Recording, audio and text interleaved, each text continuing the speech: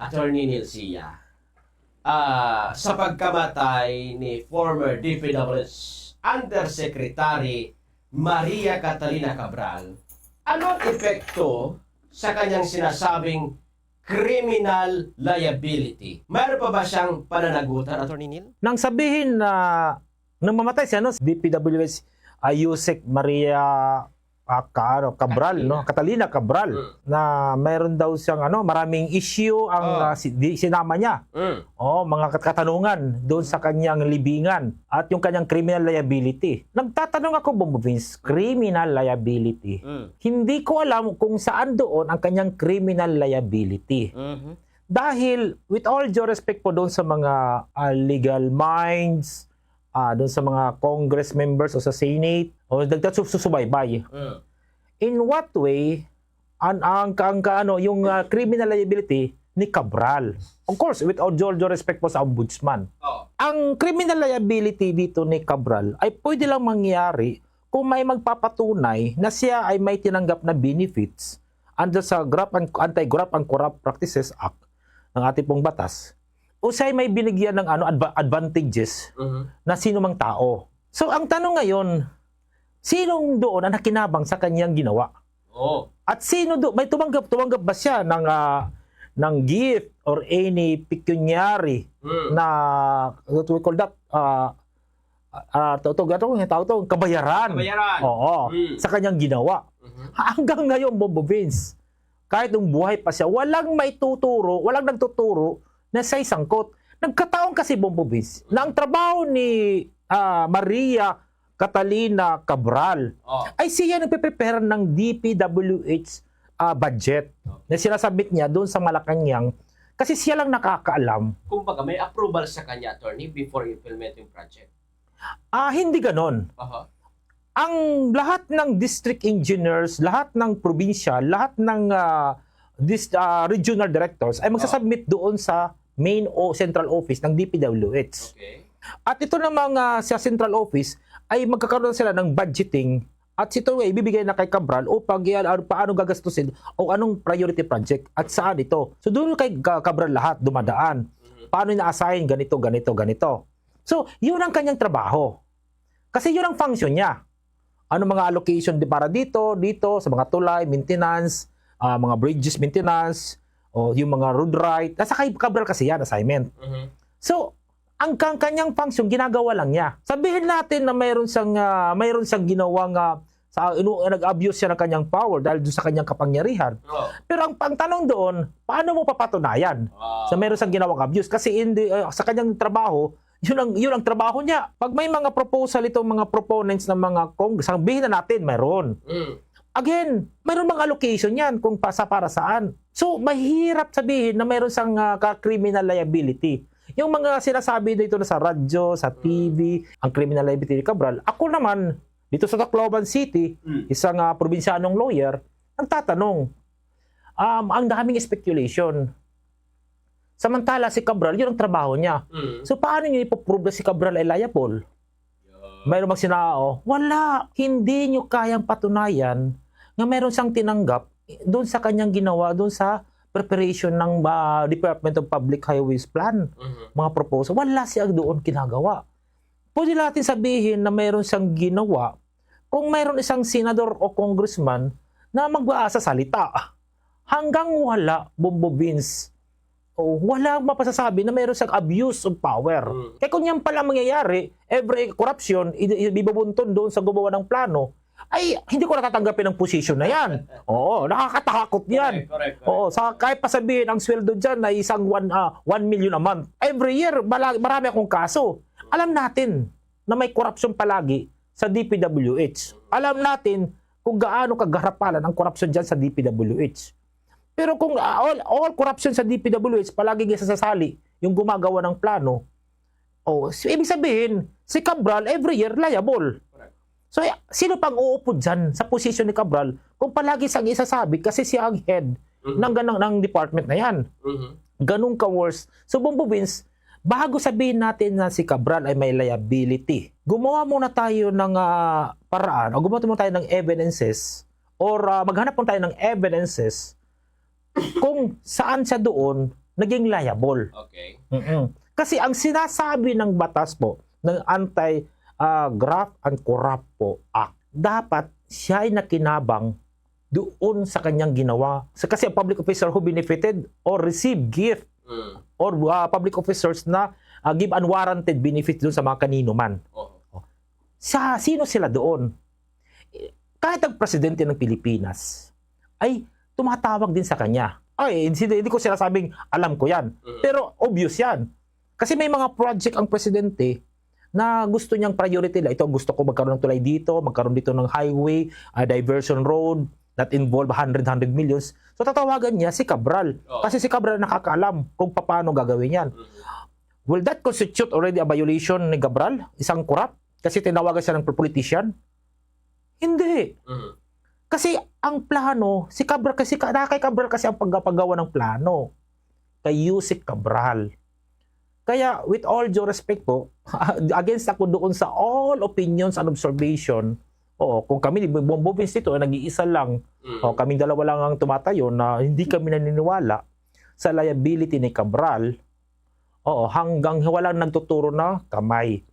Ang sinasabi nila dito na ang kanyang, logical, ang kanyang pagpapakamatay ay isang sense na yun doon, common sense na siya ay isang guilty one. Most chances na pwedeng maraming mangyari yan.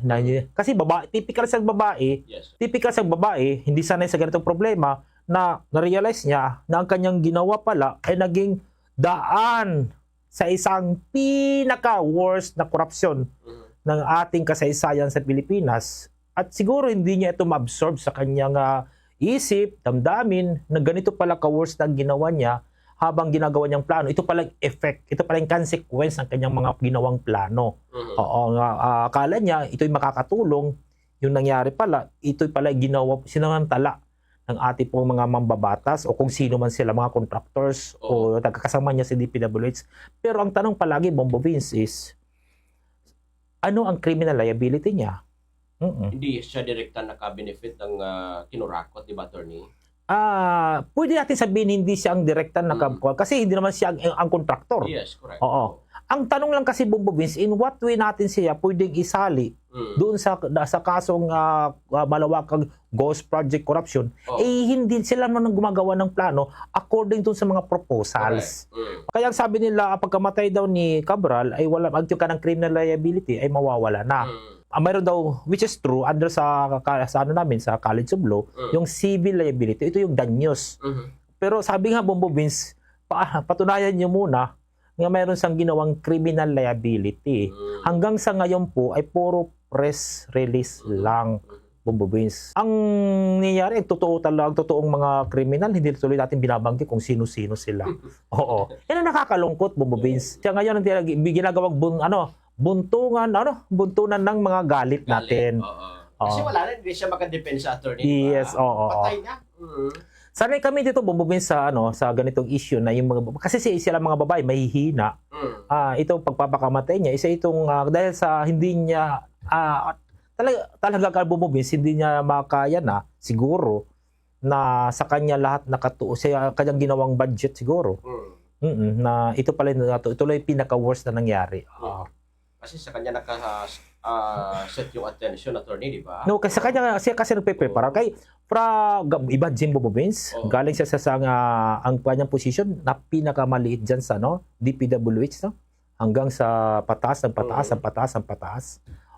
So ganun talaga sa kagaling. Magaling naman talaga siya. Attorney, ngayon hawak na daw ng family ni former Undersecretary Cabral ang cellphone niya at doon daw ang mga evidences na naglilink sa mga involved sa insertion sa national budget. Anong pwedeng makuha na evidence sa cellphone ni late Undersecretary Cabral kung sakali man mahawakan ng ombudsman ang cellphone niya, attorney? Bombo Vince, no? Yung cellphone, as of this moment daw, hawak ng balita, family. At ito'y gustong kunin ng law enforcers, ombudsman. At anong gusto nilang makuha ang evidences, no? Ako, Bombo Vince, of course, alam natin sa logical nga siguro yung mga calls, yung mga texts, nandoon yung mga emails, exchange, messages, chat, yes, Viber, Messenger ng with the sino-sino yan, with the kasamahan sa DPWH, with the politicians, mga cabinet, or sa Malacanang, no? Pwedeng ganun yan. Pero ang tanong, Bombo Vince, ang tanong doon sa isakuan, ito bang mga evidences na ito, Bombo Vince, is valid ba ito nga pwedeng gamitin sa court? Oo. Kasi una, yung allegation kay Cabral, as we said, no, allegation pa lang. Wala ni sino man ang nagtuturo ng kanyang criminal participation doon sa mga issue ng flood control. Okay. Kasi ano bang tinatawag yung issue ngayon ng flood control? Yung mga ghost, substandard. Hindi naman siya yung contractor. So ba't natin siya idadamay doon sa issue? Correct. So anong basis ng tatawag na ng ombudsman o law enforcers upang kunin yung kanyang yung kanyang cellphone? O anong basis nila? So kukunin nila hindi ko mag-get talaga, Bombo Vince. Anong pwede nilang halimbawa makuha nila yan, Oo. Hindi naman nila pwede magamit yan as evidence. Bombo Vince. Yung mga computer, attorney, yung mga files. There's nothing wrong with the computer, Bombo Vince. Kasi ang computer nasa office naman niya. It's owned by the government. Okay. Hindi ang private So, pwede makuha, attorney? Pwede. Nakuha na. Sinicure na, yes. Pero yung cellphone kasi, hawak na ng family. Private. Hindi mabuti sana kung prior, doon mismo sa room, kung saan siya natulog, doon sa isang hotel, ay nakuha ng law enforcers. Okay. Walang problema tayo doon. Ngayon, nakuha na ng family. So, kukuha silang search warrant. Kasi ang purpose kasi ng government is parang fishing expedition. Naghahanap sila ng evidences against kanino. So, ang tanong diyan, Bobo Vince, kukuha kayo ng evidences galing doon sa kanyang cellphone. Okay. At ang tanong doon, anong crime ang kanyang ginawa? Kung babasehan lang yung mga exchange of chat or message sa cellphone, attorney? Kasi sila pupunta sila doon, kukuha rin silang kasi gusto nila maghanap ng evidences. Anong crime ang ginawa ni Cabral? Anong crime ang ginawa? Kukunin ng cellphone? Yes. So magtatanong kasi yan. At anong gamit doon sa evidences ninyo? At bakit kailangan nyo kunang sila? Kasi marami doon mga communication niya, private naman. Itukoy ninyo, saan particular, ang gusto nyong kunin na messages. Yes. Kailangan meron kayong ibabanggitin na isang tao na siya mismo magte-testify, ako yung kausap niya, ganitong oras, ganitong panahon. Hanggang ngayon wala, Bombo Vince. So, anong purpose kukunin nila yung cellphone? Nagpakamatay lang siya, tumalon. At obvious na may findings na ngayon ang gobyerno na talagang walang tatawag na foul play. Yes. Ang pag-akusa lang talaga sa nagpakamatay. Marami na. May latest pa ka, no? Nandun na talaga sa ibaba. Nagkuha nga, attorney, nag-reenactment, kumbaga. Nag-reenactment. Then after that, may isa naman na lumabas na na footage. Nandun na siya nakaupo na sa ibaba. Preparing na siguro yun. Mga sasakyan na may mga dashcam, attorney. Yes. Kasi nadadaanan yun. Nadaanan. Dito, Bombo Vince, sino agrabyado sa kanyang pagkamatay? Sino ang suspect sa kanyang pagkamatay? Kasi ang tanong dito kayo, sino ang suspect sa kanyang pagkamatay? Kaya imbestigahan yung kanyang pagkamatay. Walang issue, Bobo Vince. So, ba't nila kukunin yung cellphone? Wala namang problema doon sa cellphone, di ba? Nangyayari lang yung Bobo Vince na pwede natin kunin yung cellphone pag meron tayong suspect, it's either any member of the family, siya yung pinaghinala natin na sila yung nagtulak o pumatay. So, walang foul play, so hindi kailangan kunin yung cellphone. Kasi nagpakamatay nga, attorney. Yes, Bobo Vince. Kaya sabi nila, kukunin namin yung cellphone, maghahanap. Anong hahanapin nila doon? Kasi wala silang particular na issue. Dapat ba, attorney, may specific? Kung halimbawa, kukunin yung cellphone. Bombo Vince, kasi magpe-phishing kayo dyan. Makukuha yung mga private na convo, di ba? Yes, Bobo Vince.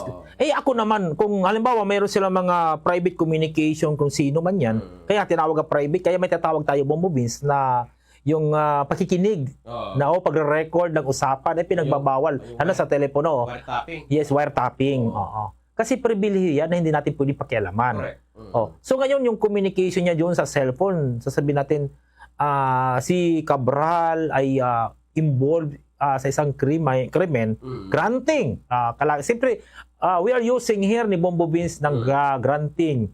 Bakit? Kasi ang family ni Cabral ay nagdi-deny na sila involved. So kayo naman, sila sabi ninyo dyan sa iba, nakikinig, si Cabral ay involved. So, to make it fair sa inyong both parties, maingat din kami dito sa Bombo Radio pagsasalita. Kasi sinasabi na, attorney, kaya nagpakamatay kasi involved, ganito. Parang napuno na, yung utak na gano'n.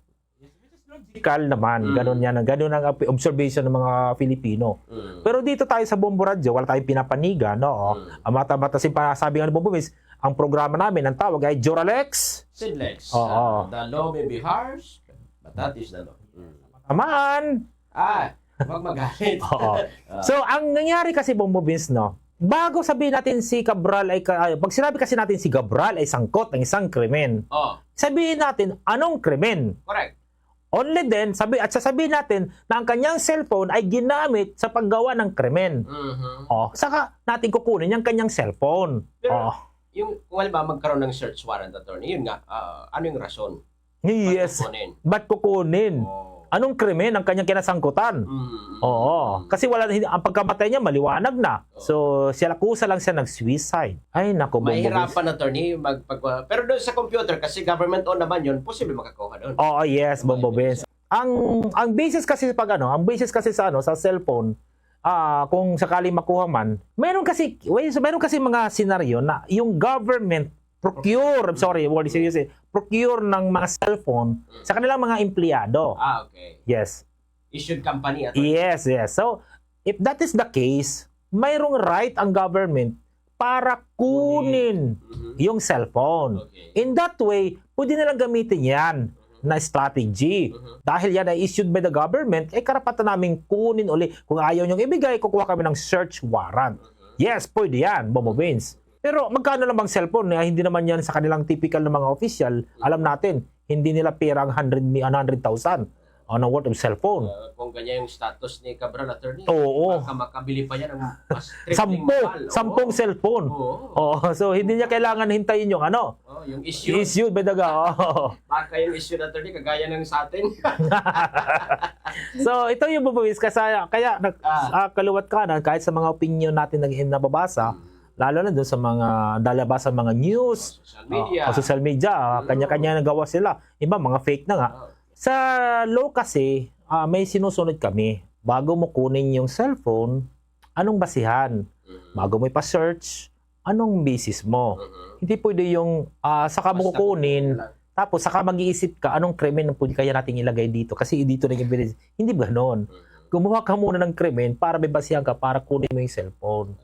Yan. Pero kung halimbawa, attorney, nung makuha doon yung bangkay sa area, tapos nandun yung cellphone, nakuha ng mga authority. Yes, that's part of the crime scene. Pati yung pinitirahan niya, kung saan siya natulog, kung anong na-recover doon, that's part of the crime scene. Pero ang problema, hindi din na nakuha yung cellphone. Ang sabi lang ng driver doon sa interview, parang iniwan yung cellphone. Sa sakyan. Yun. Anyway, attorney, in connection dito sa tanong ko, paano kung ayaw i-turn ng family ang cellphone ni Under Cabral? Yung cellphone, ayaw i-over yung cellphone ni Under Secretary Cabral.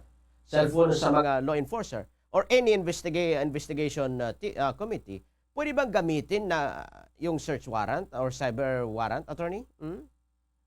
Bumbumis, ulit-ulit sinasabi ng mga nasa sa social media ng ating ombudsman na gagamitin daw nila yung kanang search warrant or cyber warrant upang makuha yung cellphone ni Cabral. Okay, nabanggit natin kanina. In what way kukuha kayo ng search warrant? Kasi ang search warrant, Bombo Vince, mayroon yan requisite o requirements. Sino ba nag-issue ng search warrant? Purpose sa kaalaman ninyo, ang search warrant po ay ini-issue ng isang judge. At bago po issue ng isang judge, ay kailangan mayroon munang pupunta yung mga officers with their witness or witnesses sa harapan ni judge. Okay. Sabi nila na kami o ako ay personal. Ako mismo ay may alam sa ganitong krimen kasi ako ay kasama o ako ay involved or ako ay nakakita. At naniniwala kami, ako na ang ito, pag nakuha ito, ang mga ebidensya ay nandiyan dyan. Okay. Yan. So, ganun po ang ibig sabihin po ng search. At ang judge naman ay magkakaroon ng mga katanungan. Sa anong paraan mo alam? Bakit sino ka? Anong connection mo sa kanya? Bakit palagi ka bakit nandun ka sa oras ngayon at nalaman mo? So, magtatanong ang judge sa iyo. Then, pag na-convince yung judge na hindi to isang hocus-pocus na salita, ay mag-issue ang judge ng search warrant. At binibigyan kayo ng certain days upang ito'y makuha. At ang anumang makuha ninyo, i-turn over dito sa court. Yan ay ibig sabihin ng search warrant. So, ngayon, sa nabanggit na requirements, kailangan ng isang tao na may alam tungkol sa cellphone dahil siya ay involved doon sa paggawa ng anomalya with Yusek Cabral. Ganun yan, isa. Or, siya'y doon sa usapan nila na siya'y kasabwat siya sa nasabing what we call that? Any criminal nga plano. Pero, sa tipo ni Cabral na position, undersecretary. So, ibig sabihin, lalo na sabi ng iba na sila daw tinawagan, mga congressmen, mga senators, mga cabinet, or si DPWH Secretary, Villar, sino yung bago? Oo. Tapos, yung bagong secretary, or the president itself. Dizon. Oh. Vince. Yung bago sa kay Dizon, yung isa, yung Bunuan. At saka si BBM. Yun ang mga possible na tumatawag sa kanya. Sino sa kanila ang magtitistigo ka kaming tumawag? At nandiyan ang ibig. Sino? Hindi ko lalagay yung sarili ko. Bahala na. Oo. Kasi ito sila yung mga taong may connection doon sa paggawa ng plano. Correct. Kasi senador, congressman, presidente, the secretary of DPWH, Bunuan and Villar. Ito silang pwede magtestigo sa paniwala namin ni Bongbong Vince na pwedeng maging basihan for issuance of search warrant. Mayroon bang lumantad? Mayroon bang nagpakita? Yung mga sekretary ni Yusek Maria Cabral, hindi naman nila pwede makita yan, marinig kung sino. Probably, after calling, ibabagsak yung cellphone, ilalagay sa mesa, nakita nila kung sinong tumawag. Pero hindi nila alam kung anong conversation meron doon. Kung anong mga pinag-usapan nila, mga percentage. So, kaya kung mayroong actual meeting, walang cellphone pala. Nag-meet si Cabral with sino man yan, may kasamang ibang mga tao, nag-meeting sila, usapan nila tungkol sa pera, ay hindi cellphone ang kailangan. Kasi hindi personal kikita. So, paano ang cellphone is a search warrant? Paano? Yun ang tanong ko, Bongbong Vince. Unless meron isang congressman, tatayo, kami, nag-usap kami. Wala. Itong cyber warrant, ano bang cyber warrant naman? Bago ito, cyber warrant. Ang cyber warrant, digital yan. Ito yung mga records ng communication. It's either sa Globe, Sun, Smart, TNT, na pwedeng kunin upang doon, ano bang mga conversation doon. Ayan ang cyber warrant. Pero ang tanong doon, sino doon ang pwedeng maging basihan na testigo? Yun ang tawag namin at yun ang nangyaring usapan namin. Okay. Mahirap bumubins itong warrant. Kaya sabi ko, paano kaya nila ito gagawa sila ng congressman na willing to sacrifice? Probably. Yun ang pwedeng chance. Yun ang chance bumubins. Pero yung sasabihin lang nila na unless itong sina Alcantara, itong sina Hernandez ay willingly ituro si Cabral. Magdidiin, attorney. Magdidiin. Pero kung usapan nila ay personal, walang cellphone. Kung ang usapan nila ay cellphone, kailangan malaman kung anong oras, anong araw nangyari ang conversation. Yan, bumubins. Kung halimbawa verbal lang face-to-face, attorney. Yes, at ito pa, bumubins. Kahit makuha mo yung cellphone, hindi mo yan makakonect doon sa malversation. Yes, bumubins. Hindi. Kasi hindi naman siya nag-corrupt. Ganun po yan. Napaka-logical. Si Cabral ang gumagawa ng plano. Si Cabral po kasi siya yung nakakaalam. Oh, sabihin natin may corruption doon. Kasi alam naman natin may corruption talaga, no? Yes, yes. Ang tanong doon, paano siya nag-benefit? Puro yan speculation. Kasi hindi siya naggumagawa ng project. Ang gumagawa ng project, yung sa ibaba, nag-i-implement. Siya, ang trabaho lang niya, gumawa ng pera, o maglagay ng pera sa bawat project. Oh, walang pera pa doon na pwede niyang kunin. Yan po ay mga proposal yan. Para sa tulay, ganitong milyon. Ganito. Para sa sa mga flood control, ganitong billions. Yun lang. Hindi yung pera na kinukuha, nilalagay doon. Yan ay mga ballpen pa lang yan. Ink. Oo. So, kahit nangyari ang mga korupsyon doon sa ibaba, kailangan pa rin maglilink sa kanya na siya involved doon sa paggagawa ng mga illegal. Hindi ganun kadali, bumubinso. Kahit makuha pa nila yung cellphone, kung sakali man mayroong magsasacrifice na isang congressman o senador, or cabinet minister niya, sino man yan, hindi ganun kadali, bumubins. Mahirap i-link si Cabral sa corruption sa flood control. Oh, yes, pwede lang siyang ituro na sa kanya lahat nagsimula. Yes, walang denial yan. Ako, nakumbinsido. Pero kailangan patunayan saan anong involvement niya doon sa nangyayaring bakit sinasabi namin to. Bago ko magkaroon pag sinabing ghost, ay mayroon na mga perma kung sino involved. Oh, yun. Nasaan doon si Cabral? Wala. Wala, Bombo Vince. Ay, naku Lord. Mahirapan talaga, attorney.